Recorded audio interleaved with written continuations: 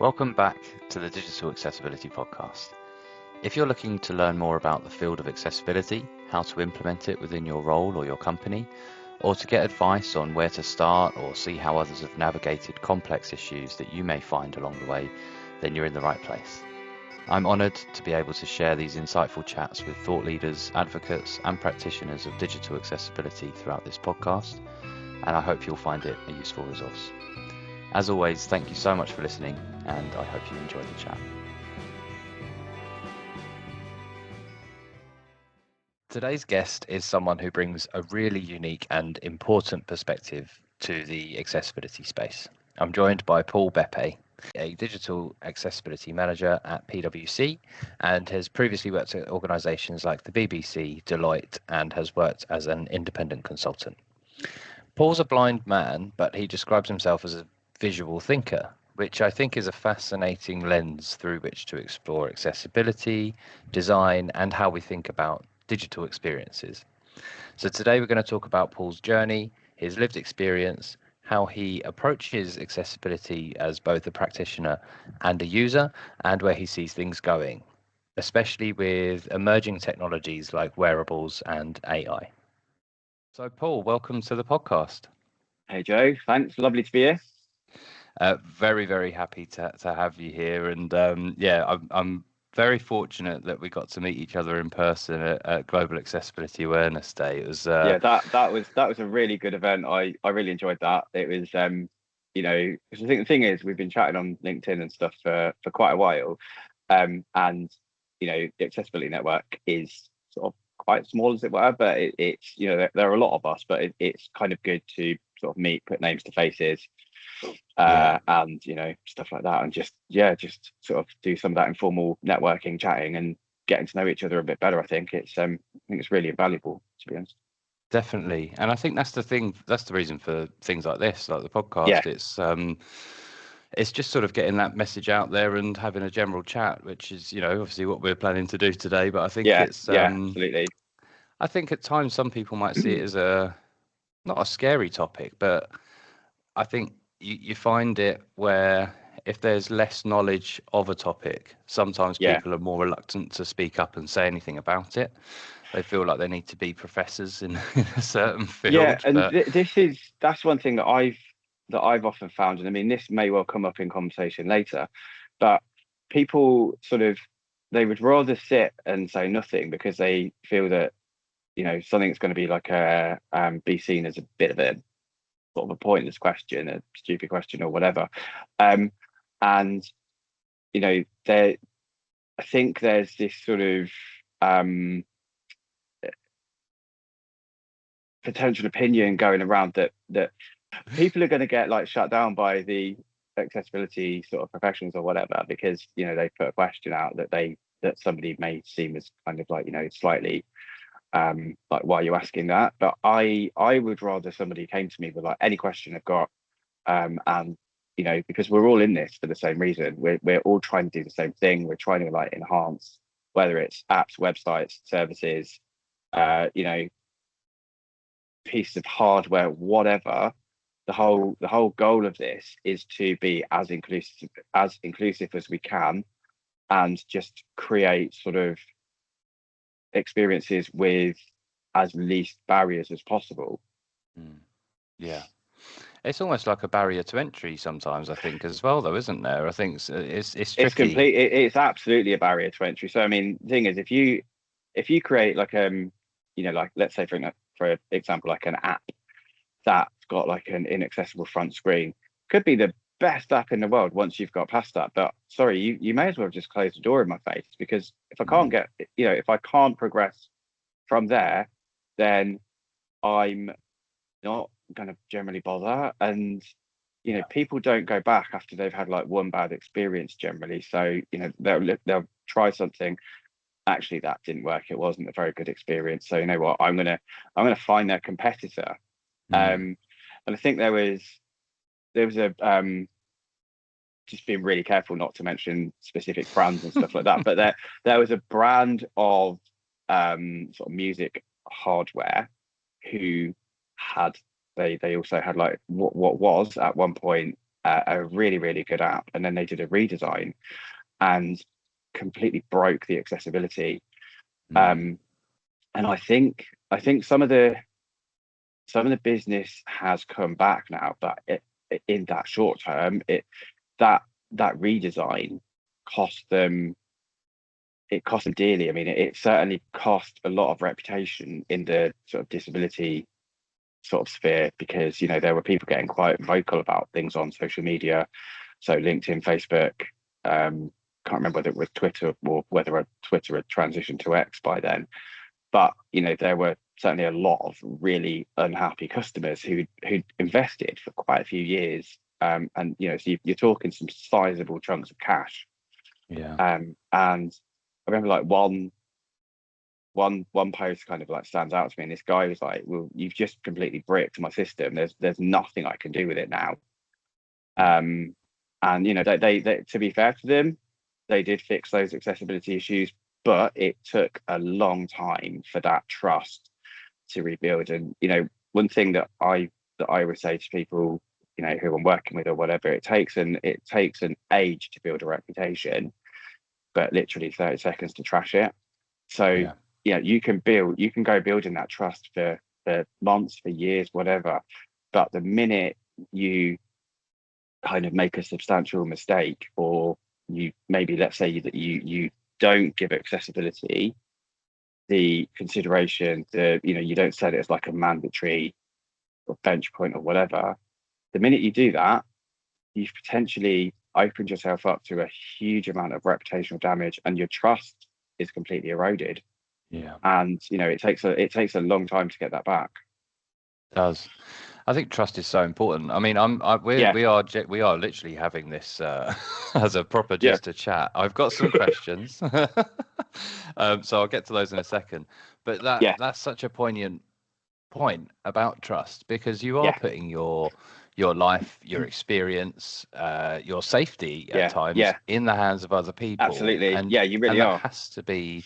You have to be able to trust them. So if that's gone, why on then earth you've would you got there's return? nothing. Why would you? And it's exactly that point. Once that's gone, you're not going to go back. You're not going to give it a second chance. So I mean, that was part of the thing. I mean, when we met at the Skyscanner Global Accessibility Awareness Day event, we were both leaving at the same time, so I helped to guide you to the tube station, and I'm pleased that you trusted me, and I'm glad that I'm a trustworthy enough person. But who knows, I could have led you anywhere. We could have gone partying all night long. And you would have just had to trust me that we're at the tube station, it's just that they serve drinks here. So exactly. I'm like, okay, I could got on the tube, fallen asleep, ended up wherever. Exactly. But amazing. Right, well, Paul, I'm just going to move on to our first question. So we usually start talking about our guest's journey into accessibility, and with yourself as a blind man, your personal lived experience, how that sort of shaped your career journey, your overall perspective on inclusive design and digital experience over the years. So what originally led you into this space? So what originally led me into this space, I guess, so starting from the beginning, I guess accessibility probably wasn't the career that I would have seen myself going into. So like back in the day, I was kind of like IT back end stuff, so kind of like systems admin, tiny bit of coding, stuff like that. And I got to the point where all of these apps were, I was having all of these different apps thrown at me that I needed to use sort of for various things. And some of them were like really, really badly designed. So I couldn't do things, I couldn't use my screen reader to sort of access sort of specific parts of the app or user journeys and things like that. And I'd always done like a bit of kind of ad hoc consultancy for sort of like various charities and kind of like UX organizations, stuff like that. And I think I just got to the point where I was having a conversation with somebody, I can't even remember who it was, and I'm just I'm having a bit of a rant and just saying how kind of, I guess, how disengaged I'd become with like the various IT systems that we were using at the time. And it'd be really cool if there was a way into that where I could potentially like try and advocate for change. And they were like, well, why don't you just maybe look at getting into accessibility or something? And I was like, you know what, I think I will. And so yeah, just applied for sort of various jobs and things like that. Started working doing assistive tech sort of bids and things like that for students. So not DSA stuff, but writing kind of like technology proposals for getting assistive technology into what is now part of, I think it's London South Eastern Colleges. I think it's LSE or something like that. It's like the South East London, Greenwich, all around that way. And then I saw a job ad come up for like a assistive tech manager / tester at BBC. So I applied for that. Didn't think I'd really get it. And I got it, partly because of my sort of like lived experience and passion for sort of accessibility and inclusive design. And then, I guess the rest, as they say, is history. So I did that for a few years, then got promoted up to sort of lead that internal facing service. So I was working alongside people such as like Gareth Ford Williams, who was doing the external stuff, various other sort of heads of sort of tech and various department divisions, etc. And it just all went from there. So left the Beeb in 2022, and then went over to Deloitte to do some sort of consultancy stuff with mainly with external clients, but I ended up doing sort of like a lot of internal stuff there. So again, worked with some really interesting projects, clients, third party orgs and all that sort of thing. Was there for a while, then I left there, did a bit of consultancy for a bit, a few months, and now I'm at PwC, kind of doing, I guess I've gone back to what I did at BBC, so that, kind of internal, looking at things from like an employee perspective. So have we got the, how are the relationships with assistive tech vendors? Have we, are we using the right pieces of tech, whether that's hardware or software, making sure that we're completely across, the markets, have those relationships and, engagements with people, doing that sort of outreach, going to various events, conferences, representing sort of PwC, but at the same time talking about sort of, like workplace adjustments, what people can expect if they come into an inclusive workplace, and how we can help them really. Also doing a lot of stuff with our champions network, so kind of refreshing that at the moment, and just doing what we need to do with it, setting up other various advocacy groups, working with organizations such as BDF, Business Disability Forum, and others, and just doing everything we can to sort of bang that drum or raise that awareness, get people talking about accessibility, which again, I guess takes us back to some of the GAD stuff, because I love things like GAD, but I guess I think I might have said this to you at the time, but I kind of see something like GAD as like where you sow the seed, so you have that initial conversation, but the real work actually begins when you go away from something like GAD. You leave it, or I don't know, something like International Day of Persons with Disabilities, and you go to those events, you come away, you go back to your teams. The real work starts then. So how do you then kind of advocate for some of that change that you've seen at those events? You see a lot of people talking, you get to hear sort of firsthand about some of those barriers. So how do you then take that back into your own teams or your own organizations and remove those, as it were? Yeah, definitely. I think that's the part of the job that I see as like really exciting, because it's really cool being able to like speak to people and actually advocate for that change, and break that myth that accessibility isn't this kind of like dark art. It's not really complex.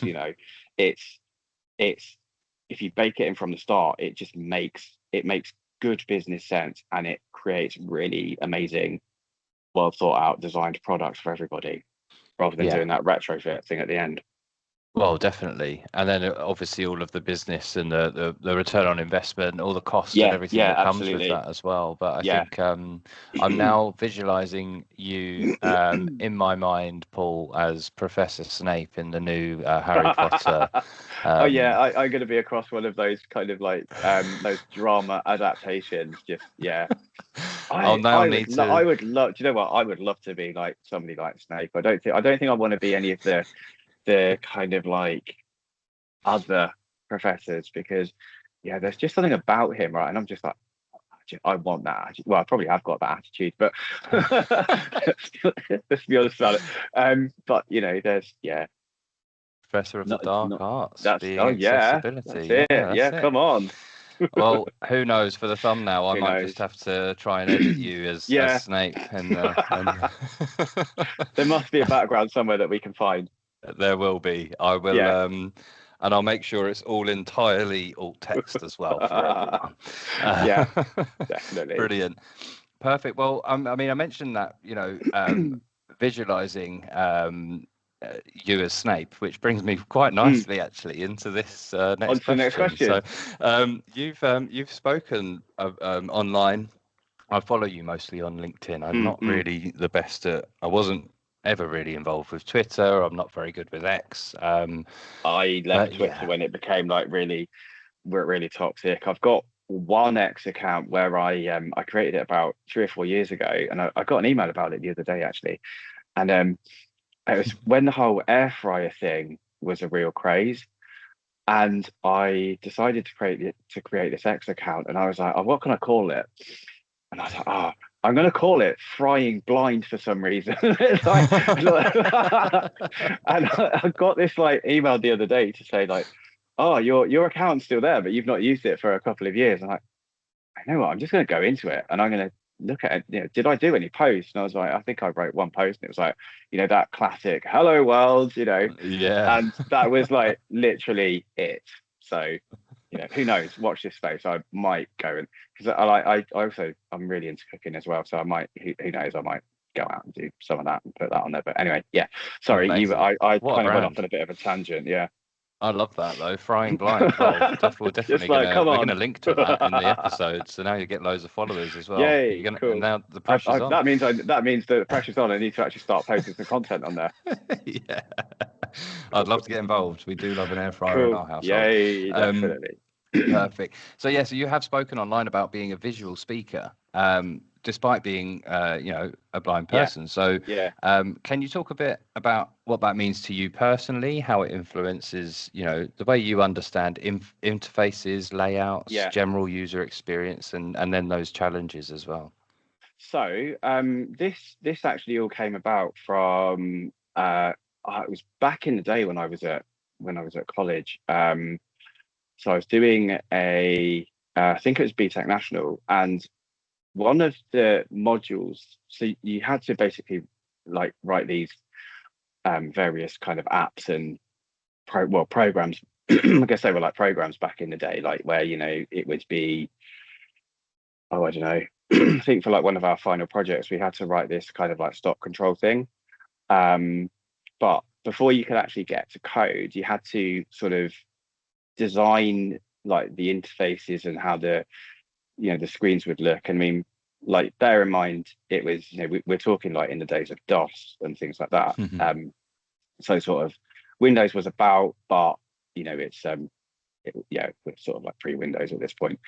And I remember just having a conversation with one of my lecturers, a guy called Bill Beer. I think he's like long since retired. And we were talking about it, and everybody was doing these sort of designs on like a traditional whiteboard or like size of like A3, like A3 paper and stuff. And he was just like, well, why don't you use a spreadsheet? So I was like, okay. Thought about like, how does a spreadsheet relate to that? And then when you think about it, every cell in a spreadsheet is like a pixel on the screen. So Yeah. if you think as like your Excel sheet or whatever as your screen, and every cell is the pixel, so you've got an icon in a specific place, then you've got your writing underneath it, then you've got like your, I don't know, your menu system, or your set of links, your form fields, your whatever you're developing. um and I guess that was it in a nutshell. So I started doing all of these things with spreadsheets, and it just got me into the whole, spreadsheets are quite visual. You can do all sorts of things with them, and I guess I just used them for a long time, as my sort of design platform. So I'm not looking at like a piece of linear content. So with some screen readers, if you bring up a list of elements or whatever, they will go sort of down like the left hand side of the screen. Whereas in actual fact, everybody else will see them as like going across. Yeah. So we go from left to right. Whereas they're presented to screen readers going like up, from top to bottom. And that whole visual thing has just sort of stuck with me since the days of doing sort of design structures and design mock-ups in like a spreadsheet. But it's really quite interesting. But the minute you put the word visual in front of design, like somebody will say to you, well, hang on, how can you do like visual design? You're blind, or you can't, you're visually impaired or whatever. And if you take it back to like, just put it into a spreadsheet or whatever. I mean, or you've also got tools such as Figma now, which who are doing a lot of stuff around accessibility. And I think I've just sort of tried to follow that, as much as I can, really. There's also things like Braille Lego, right? I mean, I love trying to mock up a screen design in like Lego. Get a couple of Lego boards, put some bricks around the top just to hold them together. And it's like, right, okay, so here's the screen. This is what you want it to look like, or maybe this is not what you want it to look like. Um, you can sort of move things around on it. And so you can do that side of things, like from the sort of the spreadsheet, the Lego, the Figma, whatever you're using. And there are tools online where you can look at color contrast and all of that sort of stuff. And more recently, there are quite a few sort of multi-line braille displays coming out, which are sort of effectively like a page of braille at a time. So you're not using just like one line. You've basically got like a page in front of you that you can move and refresh and do what you need to do with it. And I think that over time, these kind of tools and pieces of hardware will actually get, well, I'm hoping they will get more sort of blind or visually impaired people into the design space, because you won't be relying on somebody sort of talking to you about the design of a screen. You can actually look at that sort of pictorial content and sort of put it together yourself. um I think I heard somebody say the other day, it's a really exciting time to be blind.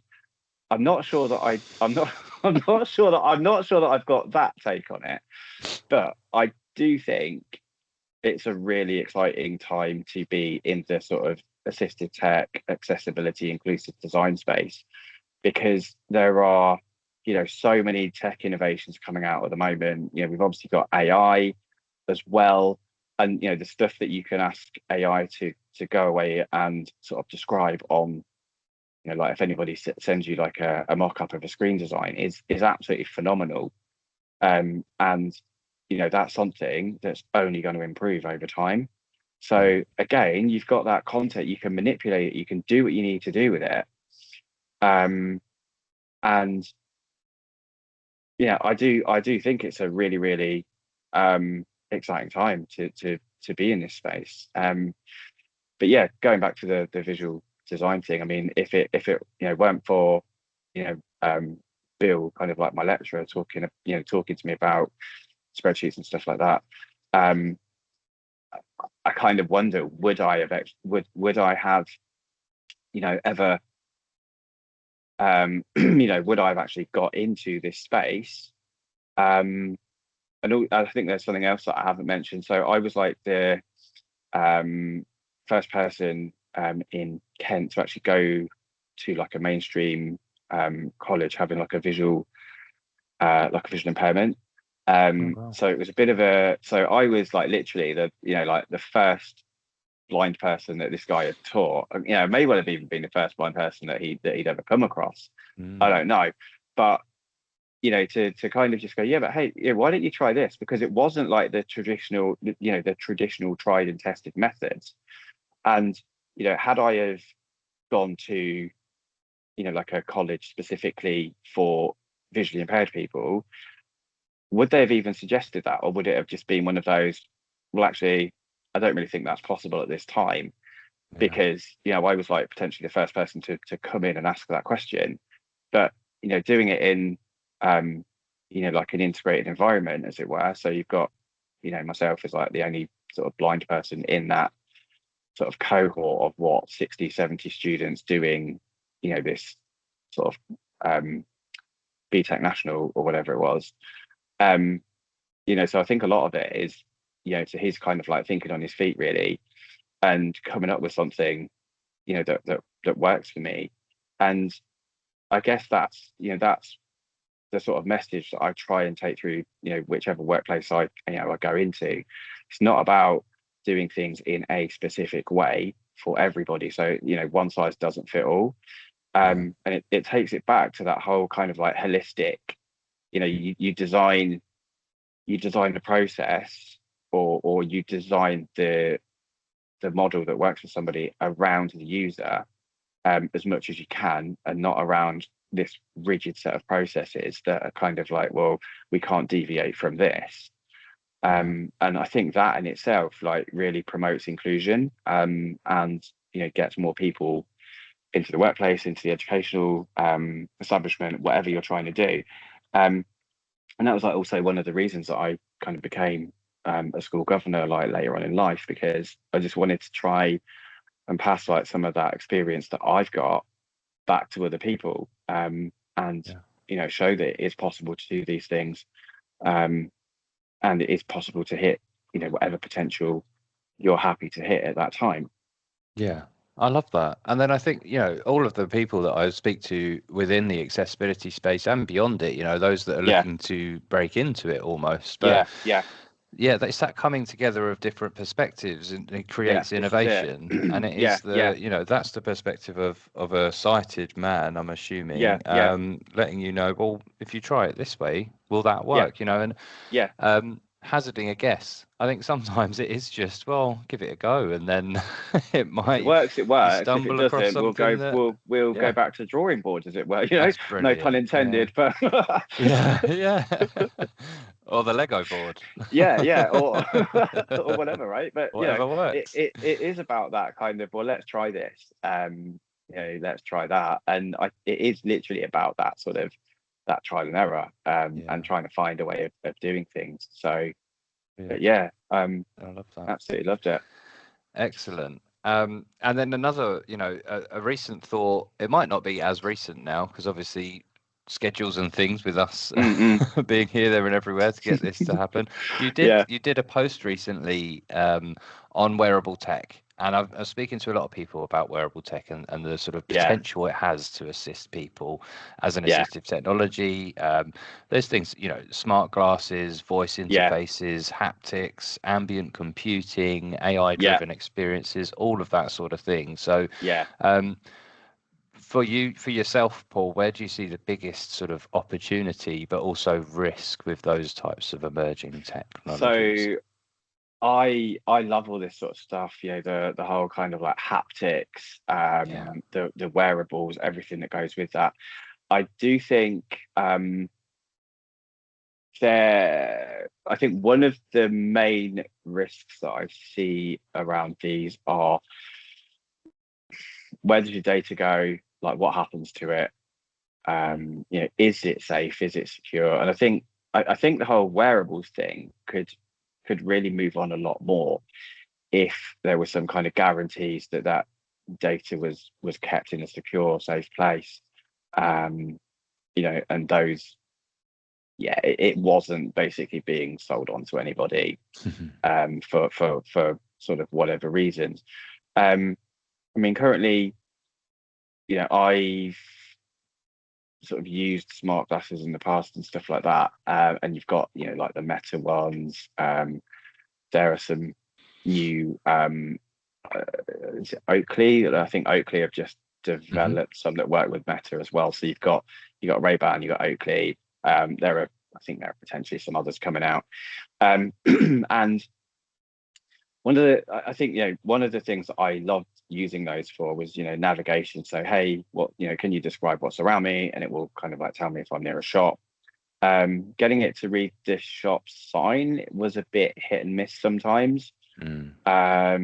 So sign above the door, am I at, let's say, like a corner shop, convenience sort of supermarket, whatever, or clothes shop, curry house, whatever. So trying to get it to read that could be a bit hit and miss, especially if you're in a shopping centre. Mobile coverage is a bit flaky at the best of times. So that's all good. I think one of the main problems for me, as well as data, was the whole battery life. So if you're using this piece of kit and you're constantly asking it, where am I, what's around me, can you describe this, that it's going to drain that battery. So I think we need to be a lot something needs to happen around the kind of the performance and the battery limitations. I think if the data piece is done correctly, we could then be in a place where people may potentially, and I'd say potentially because I obviously don't want to speak for workplaces or whatever, but how cool would it be if you could use your Meta glasses or whatever, whichever ones you have, in your workplace to identify, are you near, let's say, meeting room, a lift, a toilet, all of those things that we all use on a daily basis, like the kitchen area, canteen, whatever. It would just be so cool, and I think that's one of the things that I would really, really like to use it for, just kind of workplace navigation, navigation in general, really. So train station, underground station, whatever. And I know that there are other sort of solutions that work, but for a lot of those you have to have your phone in your hand. And I'm not really a fan of walking through like a London Underground station with my phone on display. You and me both. I'm not, sorry, but I'm not doing that. And that potentially brings us on to where do we see it going. So I've read rumors and I think at this stage they are only rumors. We may find out some more over the next coming weeks with WDC and things like that. Whereas Apple are talking about bringing out some kind of smart glasses, and there's also I read somewhere about some kind of pendant that people can wear, and I think the thing on that is being able to sort of capture images, but if it can capture an image, can it also then go off and read some text? Would the AI built into the sort of Apple infrastructure and operating system be able to tell you that you're sort of, I don't know, near your favorite shop or your sort of train station, whatever? It's just, I think it's a really exciting time to kind of just watch the wearable thing kind of take off and and come to fruition, really, because I think quite a few years ago, wasn't it, where some first like various pairs of glasses like came out a few years ago, and they don't think the technology was quite where it needed to be, so it didn't really fly. But I think now, like a few years on, we're actually in that space where this is actually happening, and for myself as a blind person, and I'd like to think for people with other various disabilities. It brings like so much independence, and also the the whole kind of assistive tech meets mainstream means that there's a reduction in cost. So these are, I mean, they're still, some of them are still quite expensive, and people on sort of like lower incomes may not be able to afford them. But I mean, I think we're a lot closer to them being able to afford them now than we were, let's say, 5-10 years ago, when the only wearables that were available were from specific assistive tech providers, which then put a much higher price tag on things. So I'm really excited to see where this goes. And I remember like back in the day when people said, "Oh, people will never use like mobile phone." And, there were two takes on it. One was like, "Well, they'll be as common as like somebody having a wristwatch," and then somebody else was like, "No, they won't. It will never happen. Who's going to want to carry a phone around with them?" But if you think about it, your phone isn't just your phone anymore. It's like your lifeline. So I don't know. I mean, I do literally everything on my phone, like banking, like arranging like travel assistance, Uber, whatever. It's very rare that you'll see me without my phone in my hand. Just not on the underground. Well, yeah, exactly. But but this is the thing, and it's like that whole. I mean, even when screen readers first came out to mobile phones, it was such. Excuse the pun, but it was like such an eye opener. It was a real eye opener, right? Because before you're like needing to ask people to read text messages and stuff like that to you, right? So somebody would text you, "Oh, can you tell me what that says?" Well, and then like There's the no whole privacy sort of, for you then. Let's be honest, and let's be honest, you don't really want to be doing that. No. I had friends read some pretty choice messages to me back in the day, and I'm like, I'm not getting into that in this conversation. But but then screen readers came out, and it was just so. And then obviously the iPhone came out and stuff like that, and it's like, right, that's it, bang, we're here. And it's just made such a difference. Now you've got I think that one of the things that I used most on like wearables is my haptic feedback from like my Apple Watch. So right, okay, where am I going? So put it into Apple Maps or whatever. Approach a corner, whatever, and it will tap my wrist, to either cross the road, turn the corner, do whatever I need to do. So haptics, paying for things, doing whatever, they're just all there. And I like the sort of the concept of haptic feedback within apps. So rather than just relying on your sort of screen reader, you also get that haptic feedback should you choose to turn it on. So sometimes if you hit an error, it will give you like a haptic feedback as well as kind of relaying that info out as speech, which I think is that's more inclusive, because if you've got, let's say for example, somebody who's deafblind and they're using like a phone and a braille display, they may not be reading their braille display when that error pops up, but if they get the haptic feedback on their phone, which is presumably in their hand or like on a on their lap or whatever, then they also get to experience, I've hit an error in another way, right? So it's it's all really interesting stuff. Definitely, and there's countless possibilities, isn't there? And there really are. Again, We're just at the beginning innovation of the journey. We're literally just at the beginning of this journey, and I think it's going to be really interesting to see where it goes sort of in a few years, because you could be in a place where people are wearing not only like glasses, but rings and stuff like that, like you just have on your finger, and it's got this like little camera thing in it or whatever. And there are just, I mean, that probably already happens. Maybe I'm just really kind of behind the times, but there are sort of so many, as you just said, there are so many possibilities around this.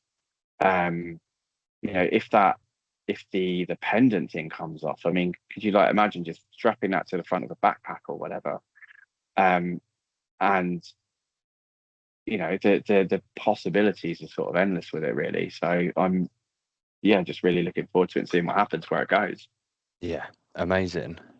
Well, likewise, very exciting Mm, times, mm. and not just a very exciting time to be blind, but Yeah, exciting times in yeah, general for yeah, tech.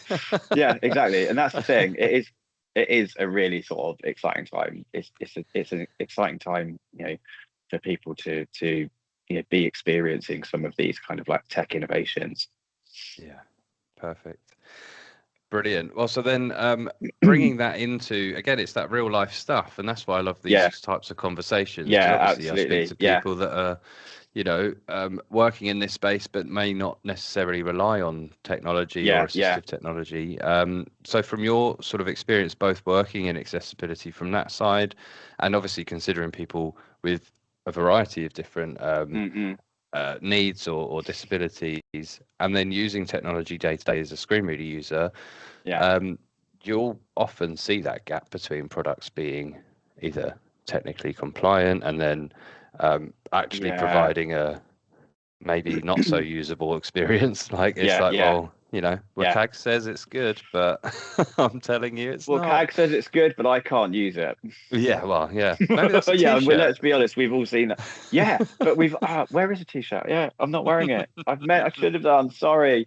No, I mean we Yeah, should make a t-shirt with we that should saying do. on it. I thought that was a. I thought you were talking about the GAD The t-shirt. There, I was GAD like, t-shirts. yeah, We should have matched. we We should should have. have. We should have done definitely. But yeah, yeah, right. There's an opportunity for a t-shirt there, but no. So I think there is obviously a compliance part to accessibility, but I do think far too many people rely on that compliance part. Um, and they do say, well, if it passes like WCAG, or if it goes through one of the automated systems and it comes up with no errors, then it must be accessible. And it's like, no, Yeah. it's not, because you can put something through, a various automation kit, and it will tell you that you don't have any errors. But the reason it's telling you that you don't have any errors is because you've put some text into, each element. So each link, each form field, each image, each whatever. Now, a lot of those automated systems, as far as I'm aware, currently aren't intelligent enough to work out, does that syntax, does that text actually have meaningful syntax? And if you look at some of the WCAG criteria, like links in and out of context, so assigning meaningful link text, etc. Do a lot of those automations actually pick that up? So chances are that they don't, and then you've just got a link with, let's say like click here, more, or just even link or whatever, right? Whatever they put in there. Yeah. And as a screen reader user, or and I think just moving away from screen readers a bit, because I think a lot of people in accessibility focus solely on screen reader, but there are so many other technologies out there. So you've got voice control, so things like Dragon, Apple Voice Control, Microsoft's one that's included in Windows, who's, I think that might be called voice control as well, actually, or voice access. Mhm. Sorry. So yeah, that we also need to think about those, and if that work hasn't been done, to ensure that those things are meaningful, then it may be technically accessible, but it's not usable. And the whole technically accessible concept is something that really bugs me. It really annoys me, because I think saying that something is technically accessible is actually quite lazy. Mm. Because yeah, you may have passed all of your compliance checks or whatever, but have you actually checked it from the point of a user or somebody trying to use it? And if you Yeah. haven't, then you absolutely need to go back and do that. Being technically compliant is no longer good enough. And it goes back to that whole thing of, culture eats compliance for breakfast. So you may well be compliant, but is your culture sort of around accessibility actually where it needs to be? do you have that accessible culture, or are you purely sort of relying on the compliance element? Yeah, And I think that this is why it's so important to bring that accessible culture into workplaces. definitely. And it is that. It's the other. I mean, there's a very limited amount of other businesses where they would just Yeah, sort of go, oh, okay, yeah, yeah, it ticks all the boxes. We're going to just assume that this works and put it out there. I mean, yeah. there are quite a lot, Well, but if I you mean, look at but if you look at let's say like something like cybersecurity, yeah. like infosec, would an infosec department sign off something that ticked all the boxes, but it had a gaping hole in it that that literally let you through every single firewall that they had in place, right? I don't think they would. No. And that's the You thing, and know, they've got things in place for that, penetration yeah, yeah, testing, and absolutely, yeah, ethical hacking. There's an yeah, yeah, all there's a whole plethora of different yeah, yeah, methods of making sure before yeah. hitting the big green button. Yeah, So I love the whole concept of like ethical hacking, and it's something that I do need to read up on a bit more yeah. because I think it's a really sort of interesting concept. And I think if you can have that for information or cybersecurity, Yeah, why why can't can we you have not for that in accessibility? accessibility? Yeah, Like, yeah, this is it. and what a great job title. Yeah, I'm an yeah, ethical hacker for yeah, yeah, ensuring that this app is or this website's accessible for blind people. yeah, yeah. Um, I think that's awesome. There we go. Ethical We're on hacker to a new thing. specializing in inaccessibility. Yeah. Here's the results of your Yeah, hacking. this Yeah, app does not. No, sorry, no. Yeah, if it's true yeah, though, it would be so cool. But and I think that's where a lot of organizations fail. So they put sort of infosec up on this sort of really high bar where it absolutely needs to be, yeah. but they don't do the same for accessibility.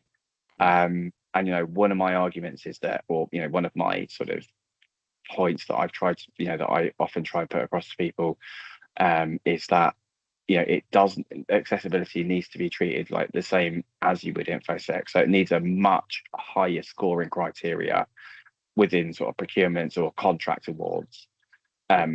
And you need those contract clauses where you can, has somebody sort of, have they met their contractual obligations? If not, then you need to be able to hold those suppliers to account, and actually ensure that they do meet their obligations. And historically, once it was in, the contracts were signed, and sometimes you were left with like an inaccessible sort of app or website, and it doesn't matter whether it was like employee facing or public facing or whatever, right? We've all seen the the sort of retail websites where somebody's had something designed, contracts have been signed, it's gone live, and then it's been found to be completely inaccessible, and then sort of things have taken their toll from there. Yeah, and then it's all the way almost a bit too late then. Yeah, it is too late because it goes back to what we were talking about at the beginning, that whole kind of trust piece. Yeah, for sure. I mean, Yeah. as you're talking there as well, and again, it's around that trust. It's so Mm. the links between information security and accessibility are actually it's Yeah. fascinating because I'm thinking Yeah. again, you could even though if you do have the world's best information security team on the Yeah. case, Yeah. you've done every part that you can to make sure it's completely secure. But if Mm. it's not accessible, then you're leaving it way wide open for social engineering, Yeah. for Absolutely. people to Yeah. then sort of access other people's accounts and take advantage Yeah. of the Yeah. fact Yeah. that it's an Mm. inaccessible system. So therefore, it should be almost hand in hand in that Should. sense. Yeah. Should we Absolutely should. put Yeah. accessibility professionals within the security team, in every team, really? So, Yeah. Yeah. And that yeah, goes, that's a really quite a good segue into sort of embedding accessibility into like yeah, everyday practice. Making sure it's part of the DNA, and the underlying sort of governance and processes of your organization or your culture, right? It absolutely needs to be embedded into culture from day one. yeah, So I I honestly believe that as part of onboarding, like when you onboard into a new organization or whatever, I really do believe that accessibility needs to be right up there from day one, and it's spoken about. And whether that message comes from top down or whether it comes from like an accessibility lead or an exec sponsor, whoever, is kind of irrelevant. But you need those working processes and those governance and those messages need to be clearly communicated from day one, that this isn't an optional nice to have, this is like a mandatory requirement. And taking it away from the legal perspective for a minute, it's we're not doing this because it's because we have to do it by law. We're doing it because it's ethical and it's the right thing to do, and it then allows us to ensure that we can diversify our workforce and get people from all abilities, disabilities, tech requirements, whatever, in as part of our workforce or as part of our customer base. Yeah. Look at sort of like vulnerable customers and financial exclusion. A lot of people are kind of like financially excluded because they're unable to use various sort of systems that they rely on for their sort of like financial well-being. Yeah. Absolutely. And I think it's almost the only sort of area where you're going to executive sponsors, to the higher ups and stakeholders, and saying, do you want to make this product a lot better? And they're going, nah. Nah, that's not. Fine as it is. Do you want to make it better for everyone? Do you want to make it, that we've got an amazing reputation across all sort of areas of our user base, attracting more users because, people aren't going elsewhere to more accessible services, platforms, whatever. And it's just, it's so strange that it's just sort of swept aside at times. But it's, you need to like you frame say, it's like a competitive thing, right? So they're going to more accessible platforms because they're one of our competitors, and they've decided to get it right. And it kind of like comes back to that whole myth where people think, oh, accessibility is like really expensive. No, it's not. If you bake it in from day one, the costs are minimal. So if you if you've got it in your design, build, test, even like proof of concept sort of processes and things like that, then the cost is minimal. The cost occurs when you need to go back and retrofit, because you're not only looking at how many additional design hours, how many additional devs or testers, QA teams who were like triaging sort of bugs, defects, etc. across to like give them priorities and that, because 9 times out of 10, when somebody's sort of developed your app or your site or whatever, they're going to move on to another project. Right. So then you've got those design, dev, test, build hours, but then you've potentially also got the human cost. So how many more people do you need to bring in to actually retrofit that work and make sure that it's there?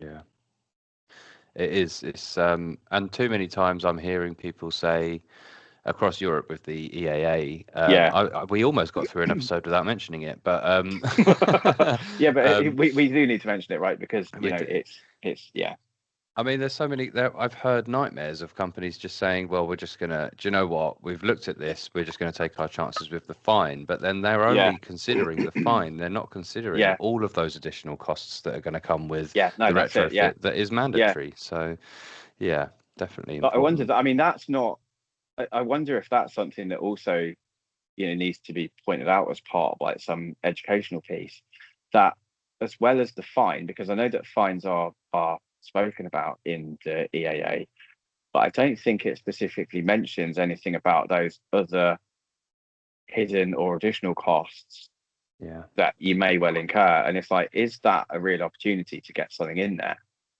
Yeah, no, true. We need an addendum. Let's do it. We do. Let's do it. Let's do it.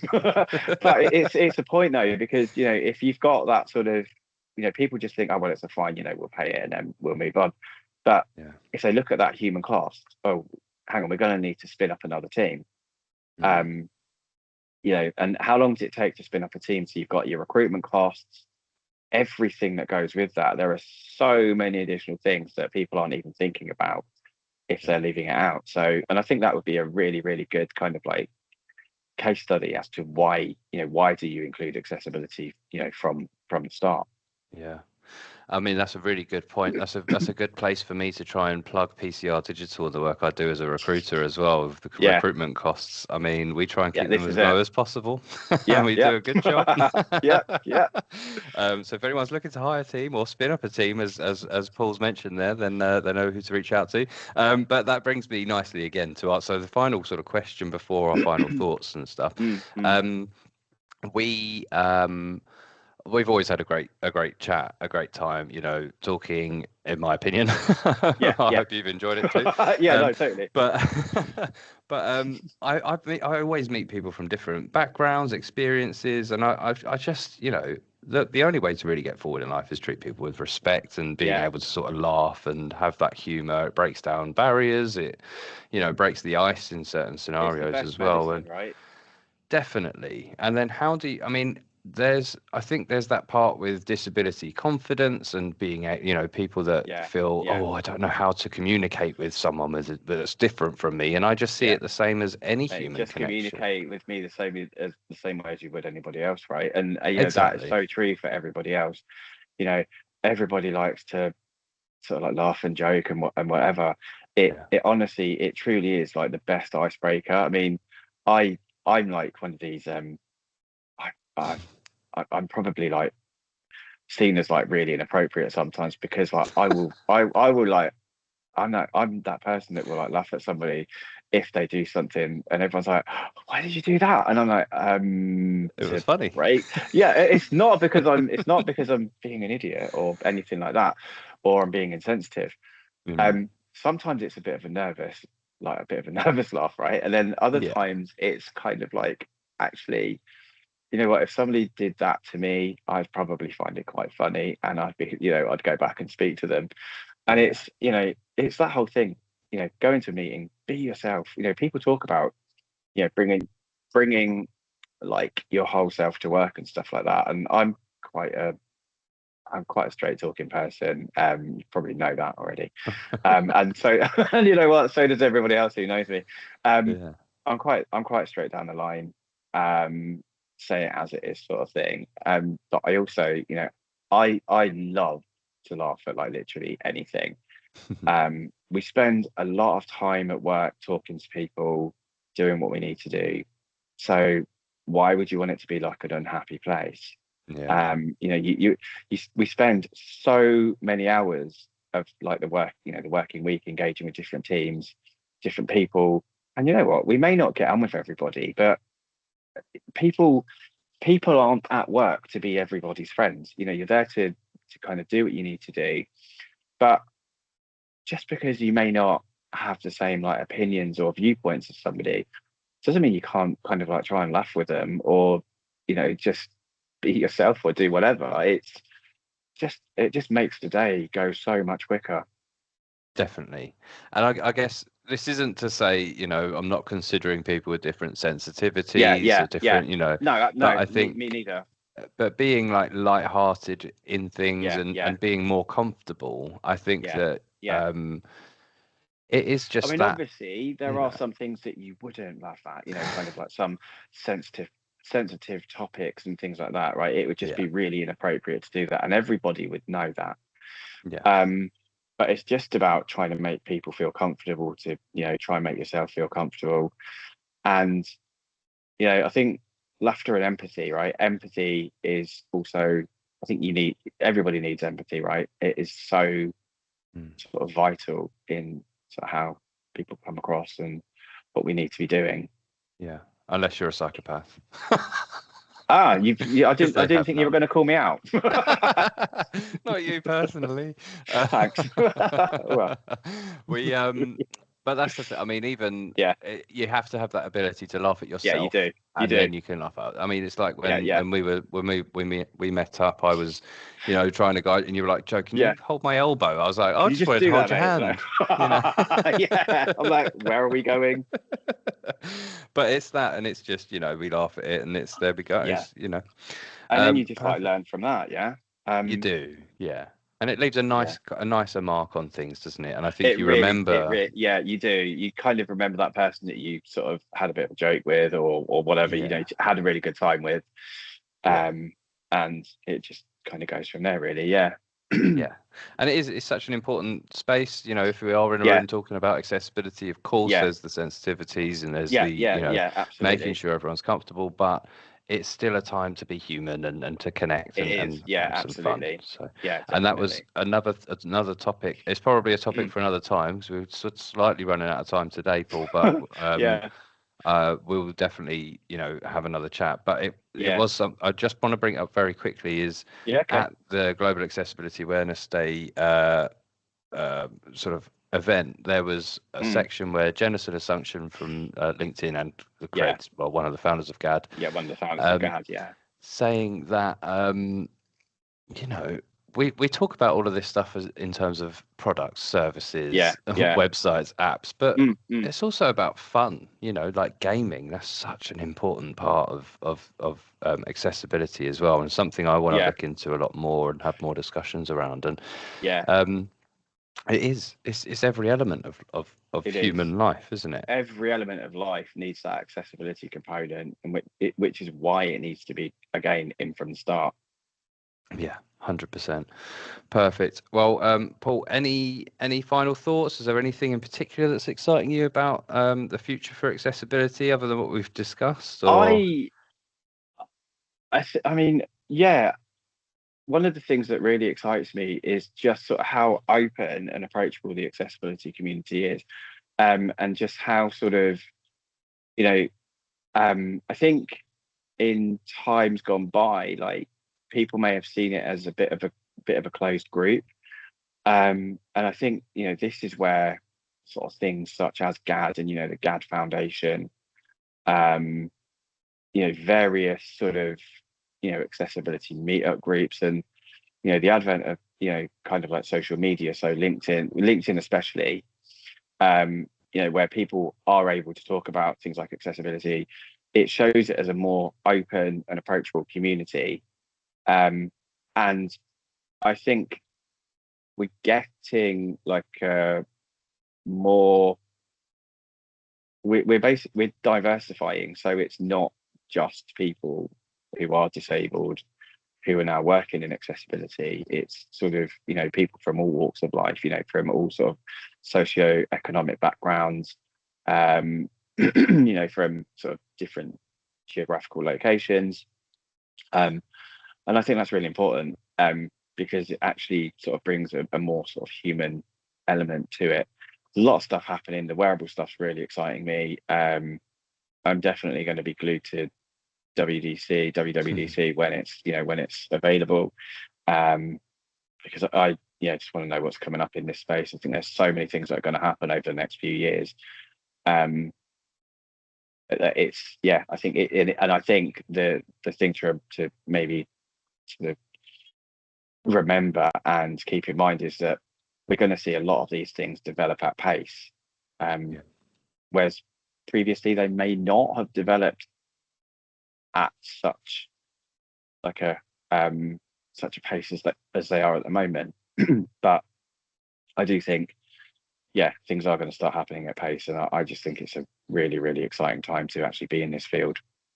Yeah, absolutely. I mean, it's just every other day, every other week, I'm seeing more and more things come through that I'm just fascinated by, and I can't wait to see the outcome and see them tried, tested, and approved.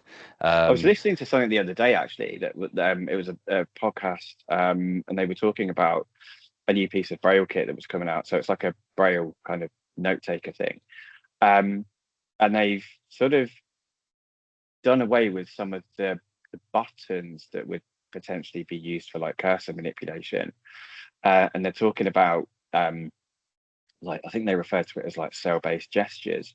So you can kind of like tap a cell or do what, like a braille cell, which is obviously the series of dots that make up the braille letter, number, sort of punctuation marker, etc. So people are able to then like use these gestures.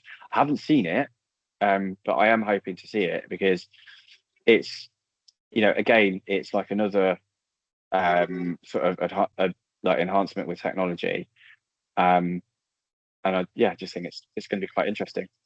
That would be fascinating. Absolutely. I'll have to see if I can find a link to that. I'll link Yeah, it. I'll let you know once I've taken a look at it, and we can maybe, I mean, it would be lovely to, kind of like come on again and sort of continue this conversation, because I think there's so much to talk about.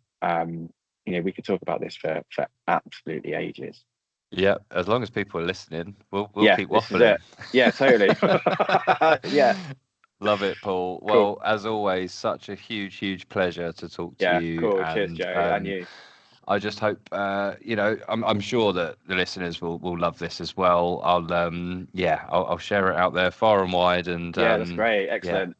Any Nice one. feedback we get, perfect. Yeah, and obviously, I'm always available if anybody wants to sort of connect with me on LinkedIn, have a chat. One of the things that I absolutely love doing in this field is kind of, bringing people along that journey.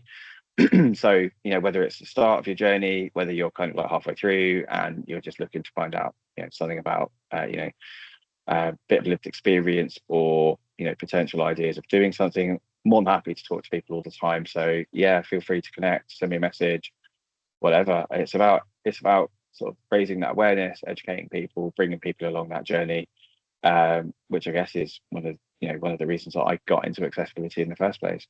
Love that. Absolutely. Perfect. Well, thanks again, Paul, Cool. so much. And all right, catch you on the next see you one. soon. Cheers, Joe. See ya.